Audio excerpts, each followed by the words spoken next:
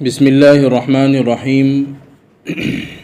زکوٰۃ کے مسائل چل رہے ہیں، کن کن لوگوں کو زکوٰۃ دی جائے اس کے مسائل چل رہے ہیں۔ کل 4 مسئلے بیان کیے گئے تھے۔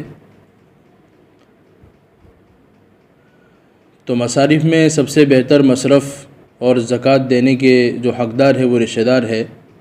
وجہ اس کی یہ ہے کہ رشتہ داروں کو زکوٰۃ دینے میں دوہرا ثواب ہے، ڈبل ثواب ہے، ایک زکوٰۃ کے ادا کرنے کا اور دوسرا صلہ رحمی کا۔ اللہ کے رسول صلی اللہ علیہ وسلم نے فرمایا کہ الصدقۃ علی المسکین صدقۃ وہی علی ذی الرحم ثنتان صدقۃ وصلۃ۔ آپ نے فرمایا کہ مسکین کو صدقہ دینے میں صدقے کا ثواب ہے، لیکن یہی صدقہ اور زکوٰۃ رشتہ دار کو دیا جائے تو اس میں 2 ثواب ہے، صدقے کا اور صلہ رحمی کا۔ لہٰذا ہم اولاً کوشش اس بات کی کریں کہ اگر ہمارے رشتہ داروں میں سے کوئی مستحق کی زکوٰۃ ہے تو اسے پہلے زکوٰۃ دیں۔ رشتہ داروں کے بعد اسی دور میں فی سبیل اللہ کے ماتحت فقہائے کرام نے مدارس میں پڑھنے والے مستحقین طلباء کو بھی شمار کیا ہے۔ یہ بھی زکوٰۃ کا بہتر مصرف ہے۔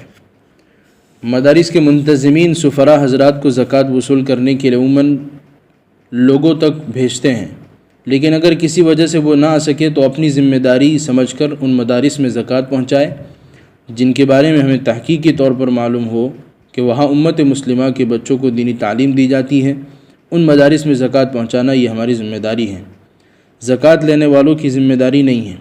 اس کو خوب سمجھ لیں کہ آیت کریمہ میں اللہ رب العزت نے فرمایا فریضۃ من اللہ، یہ فریضہ زکوٰۃ دینے والے کے ذمے ہیں کہ وہ مستحق تک اپنی زکوٰۃ پہنچا دیں۔ یہ اہل مدارس کا احسان ہے کہ وہ ہر سال اپنے سفراء ہماری خدمت میں بھیجتے ہیں، جس سے ہمیں فریضہ زکوٰۃ ادا کرنے میں آسانی ہو جاتی ہے۔ 5واں مسئلہ آگے یہ سمجھیں، اسی طرح ہمارے یہاں جو خدام اور نوکر وغیرہ کام کرتے ہیں یا گھر میں کام کرنے والیاں آتی ہیں، انہیں زکوٰۃ دینے کا عام رواج ہے۔ ان کو زکوٰۃ دینے کے بارے میں یہ مسئلہ دھیان میں رکھیں کہ زکوٰۃ کسی ایسی جگہ دینا جہاں ہمارا فائدہ ہو رہا ہو، جس سے ہماری منفعت جڑی ہوئی ہو، تو ایسی ادائیگی صحیح نہیں ہوگی۔ لہٰذا جب بھی ہم اپنے خدام، ملازمین اور نوکر وغیرہ کو زکوٰۃ کی رقم دیں تو اس بات کی صراحت ضرور کر دیں کہ یہ آپ کے کام یا خدمت کا معاوضہ نہیں ہے۔ آپ کو طے شدہ پوری تنخواہ ملتی رہے گی، اور اس بات کا خوب خیال رکھیں کہ زکوٰۃ کی رقم کے بدلے کچھ بھی زائد کام ان سے نہ لیا جائے۔ وہ یہ نہ سمجھے کہ اس زکوٰۃ کی رقم کے بدلے مجھے زیادہ کام کرنا ہوگا یا اس کی وجہ سے میری تنخواہ میں سے کچھ کمی کر دی جائے گی۔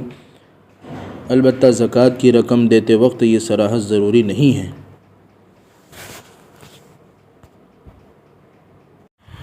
یہ صراحت ضروری نہیں کہ زکوٰۃ کی رقم ہے، بنا کچھ کہے بھی صرف اپنی جانب سے زکوٰۃ کی نیت کر کے زکوٰۃ دی جا سکتی ہے۔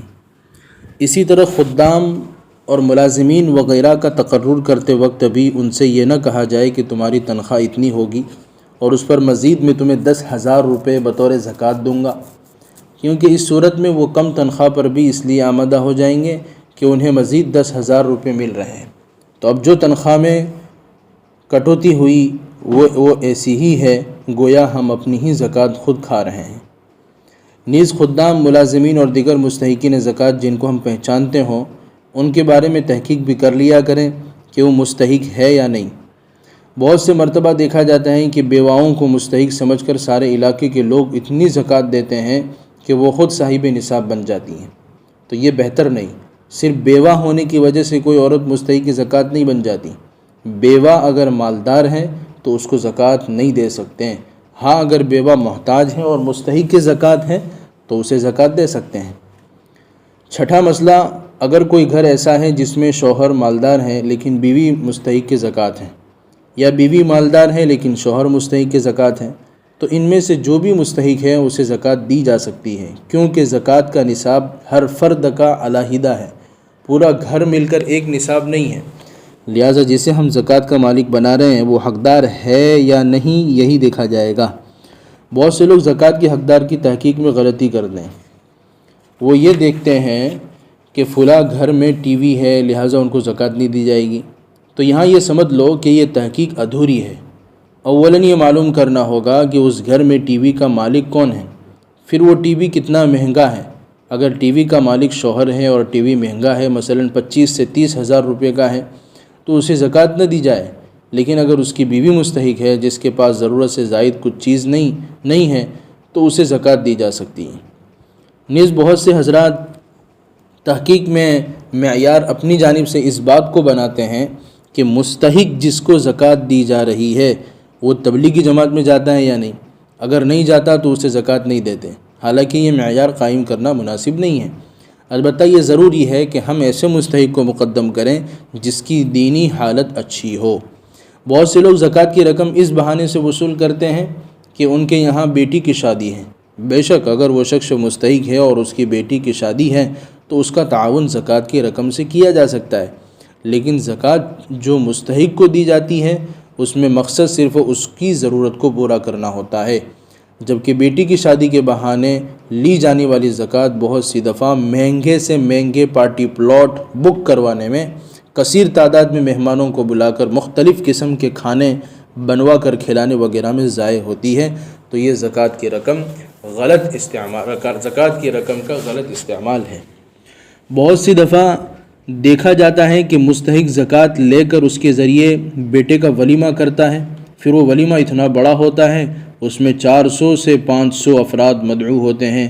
بے شک ولیمہ سنت ہے، لیکن اس میں 4-5 افراد کو کھلا دینے سے بھی سنت ادا ہو جائے گی۔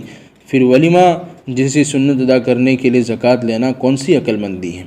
ظاہر سی بات ہے کہ یہ بھی زکوٰۃ کی رقم کا غلط استعمال ہے۔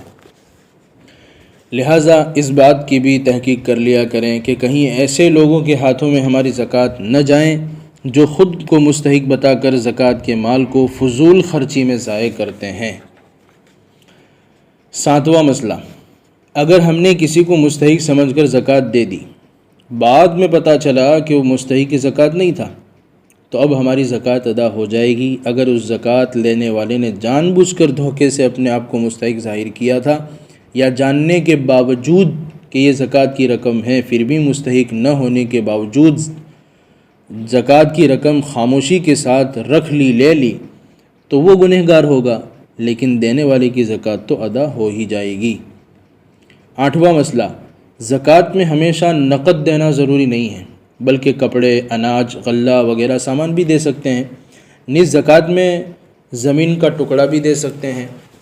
جو سامان اچھا ہو وہ دیں، خراب اور گھٹیا قسم کا سامان جس کی مارکیٹ میں قیمت کم ہے وہ نہ دیں۔ مثلا کوئی شخص اناج اور غلے کی تجارت کرتا ہے تو وہ ایسا پرانا ذخیرہ زکوٰۃ میں دیں کہ جو بالکل خراب ہو کر سڑ جانے کے قریب ہے، جس کی مارکیٹ میں کوئی ویلیو نہیں، قیمت نہ کے برابر ہو، تو یہ مناسب عمل نہیں ہے، یہ مری ہوئی مرغی اللہ کے نام کرنے جیسا ہوگا۔